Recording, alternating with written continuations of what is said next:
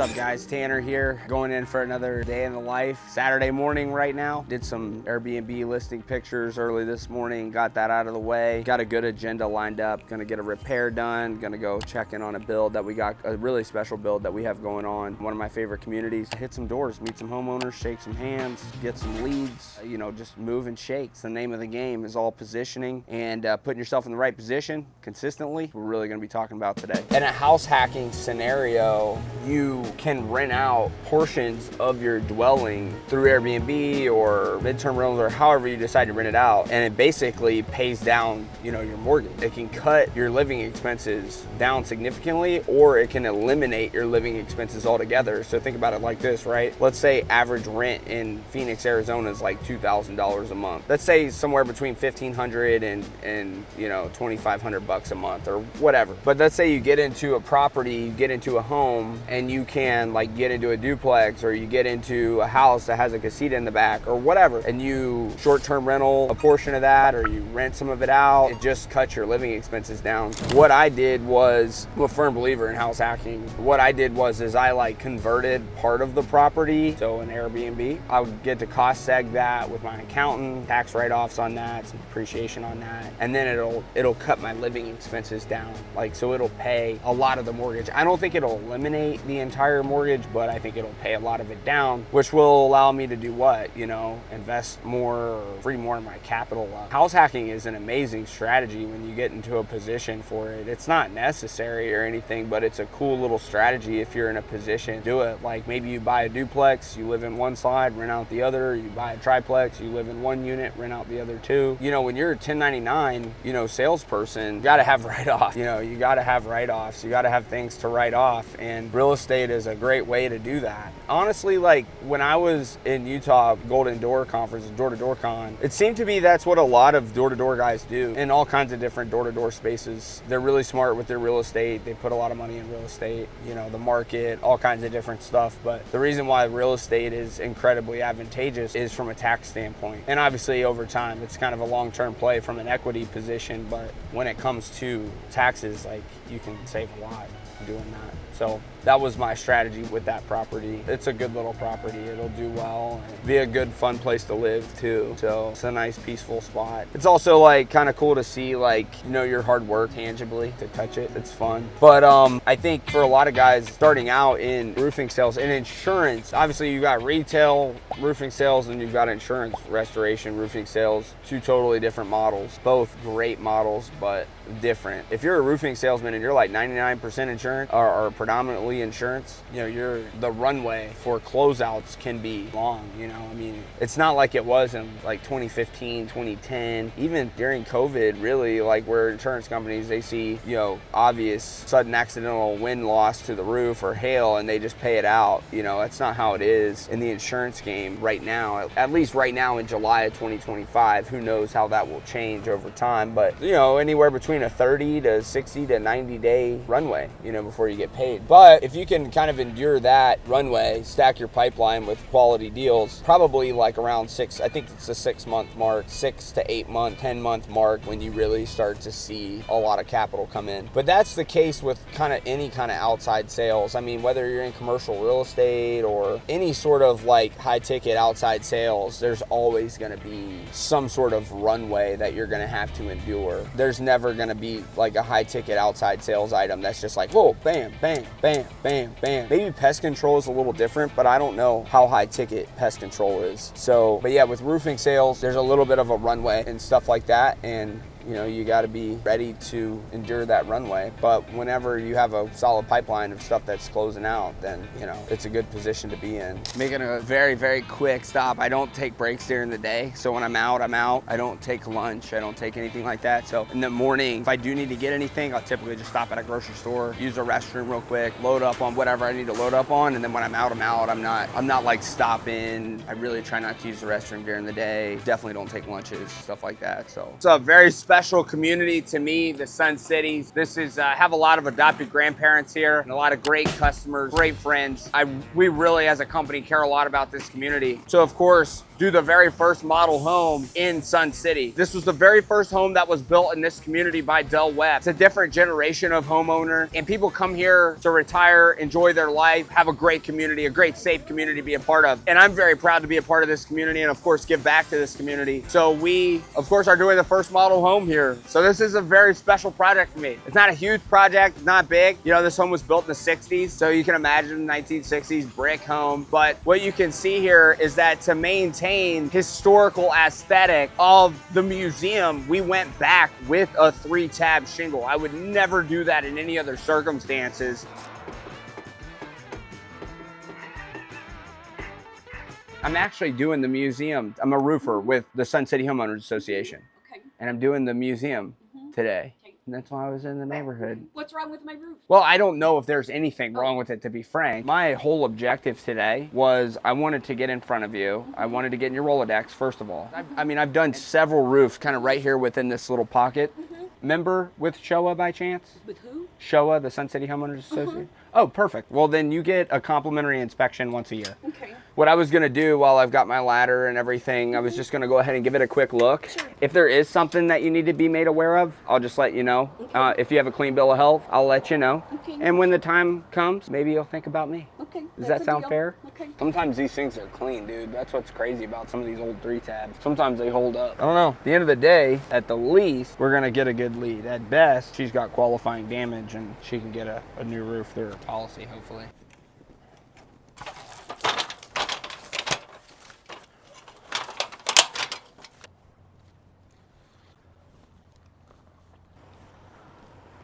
Directional wind.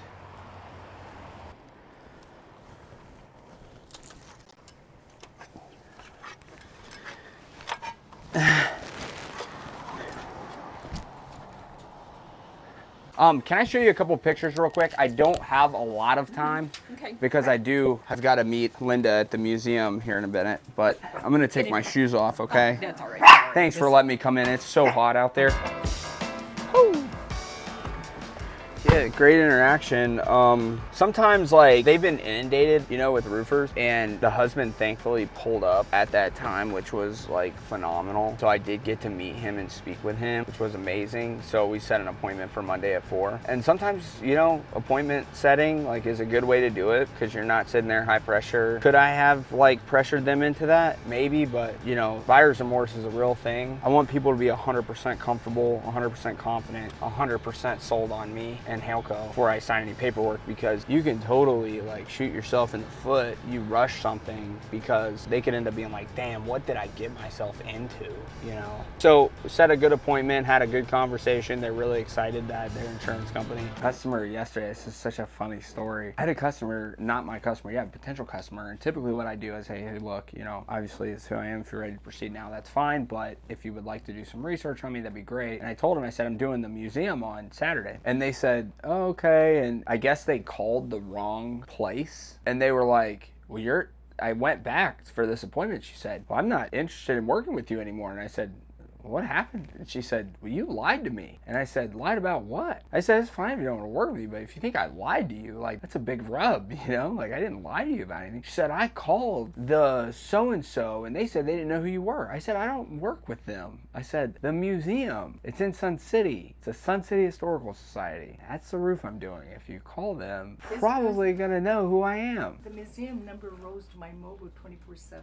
Gosh. And if they would have called, I would have said, yeah, Tanner and his crew, they're doing it. Yeah, and I was like, you need to call the right people. And I was like, did you call Pora? She was like, no. And I said, well, you didn't really call anybody. I asked you to call. Because if they would have called over to Pora, and if they would have mentioned the museum, Pora would have said, hey, you need to call Linda. Right. And because I work with the people in Sun City West at Pora and at the rec center and that. Yeah, and I was like, you called the wrong people. I didn't lie to you at all.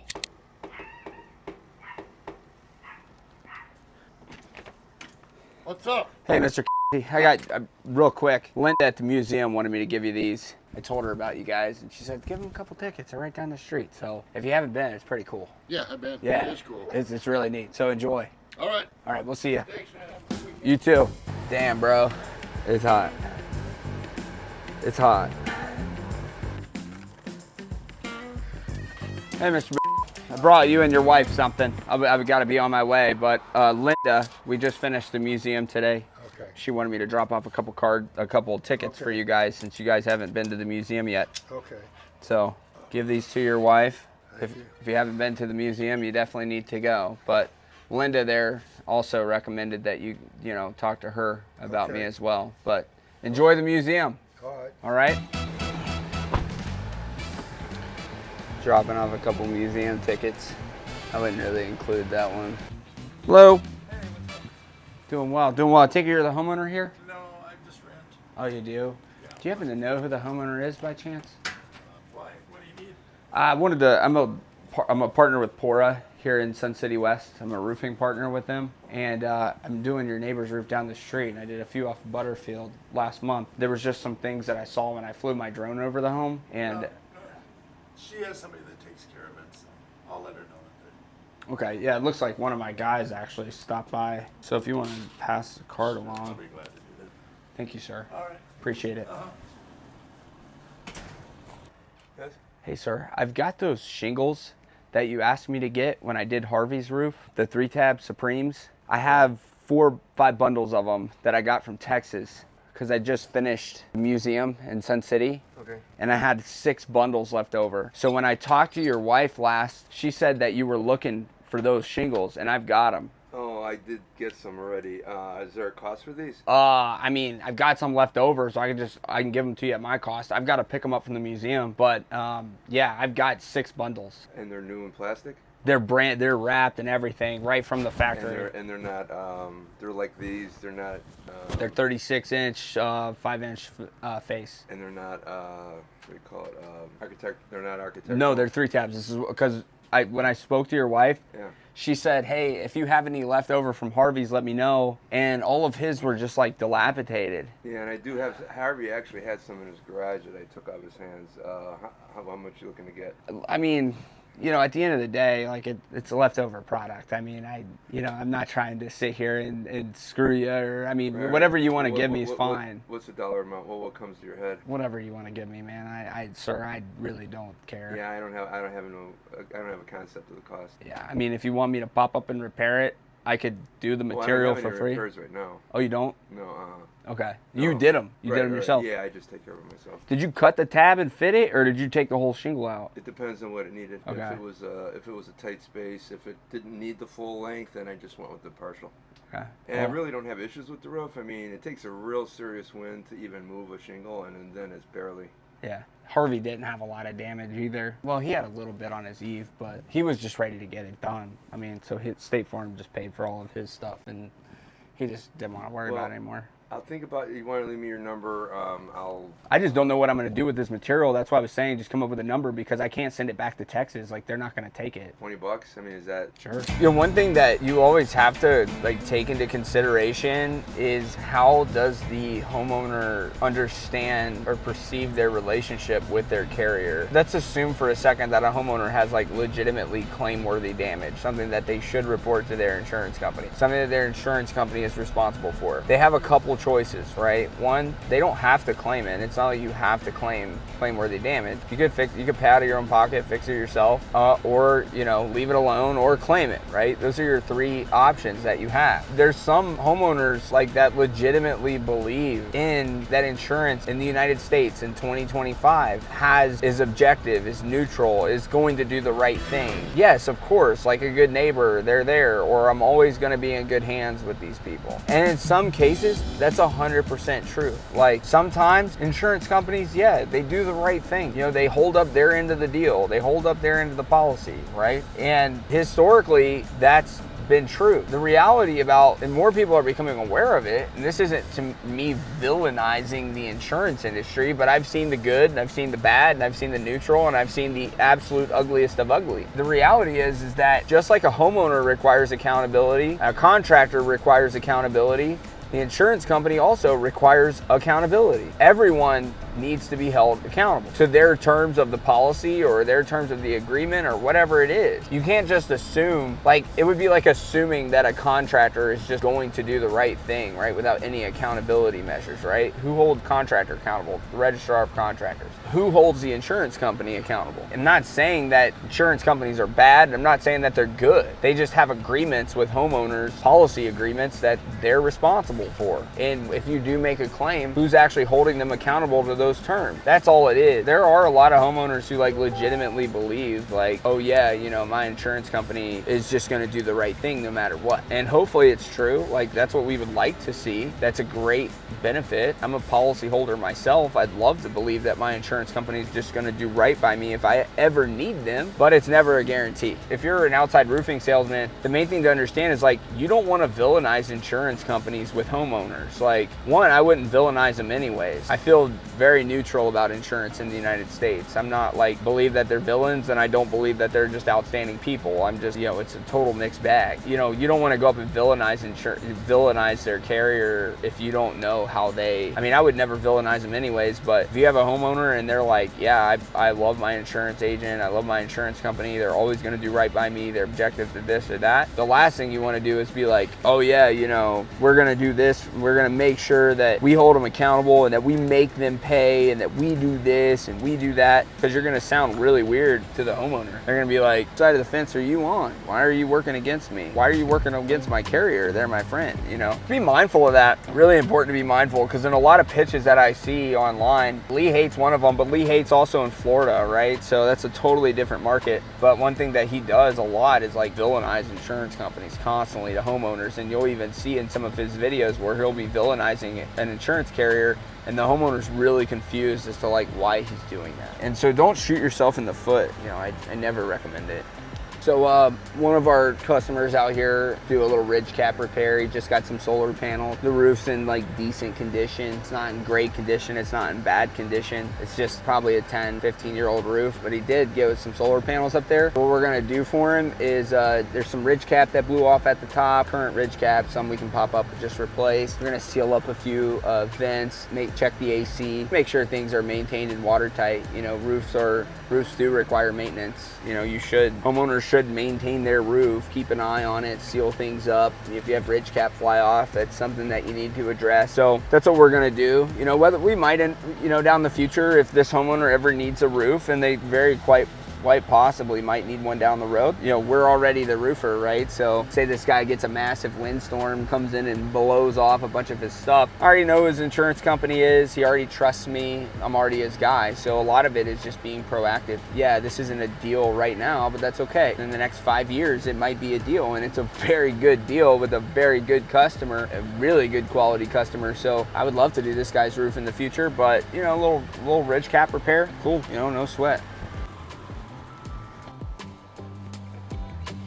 If you are a poor member, then just know that you get a annual roof maintenance, whether you want to or not. But Okay. all right, Mr. It's always good to see you. I do hope that if that time ever comes, that you consider me before you consider anyone else. All right. Thank you. All right.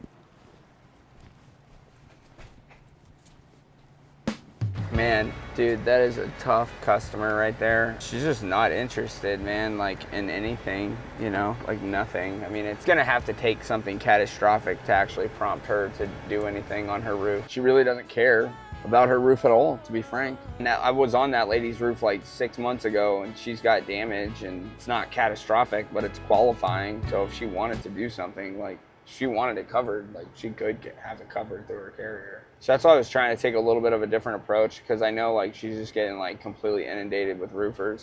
Yeah, you asked me, do I think that most people will go out like on a Saturday like this long? I don't really know, to be frank. I'm sure there's some people that do. I always like to believe that there are people out there that do. But to be frank, like this, it's just what it takes. It takes what it takes. And there's so many ways and so many reasons why you can find to like cut out early and be like, oh man, yeah, I'm just gonna head home. I'm gonna call it a day. But you're always gonna be better off maxing out your days You know, like what else are you gonna do is always the question. Like, okay, well, if I'm gonna cut out early, like, well, where else am I gonna go? What am I gonna do? What are you gonna do? That's the question. And if it's like I'm gonna go home and sleep, or we're going to relax, or whatever, well, it's like, all right, what could you be doing better with your time? That's why I think, especially for guys that are starting out, you're gonna have to bite the bullet full shift, you know, consistently for probably 6 months. By full shift, I mean, hey man, like sun up, sun down kind of thing, you know, but people will always find reasons why they shouldn't do that. I think the guys that do really well in this industry, or at least like your top 5% of performers, like